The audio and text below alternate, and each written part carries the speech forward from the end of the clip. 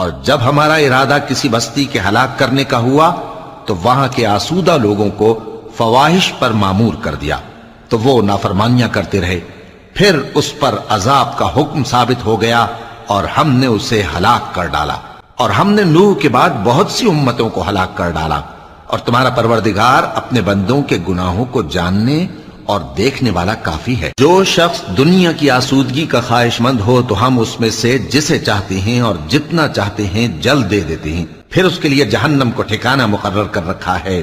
جس میں وہ نفرین سن کر اور درگاہ الہی سے راندہ ہو کر داخل ہوگا۔ اور جو شخص آخرت کا خواستگار ہو اور اس میں اتنی کوشش کرے جتنی اسے لائق ہے اور وہ مومن بھی ہو،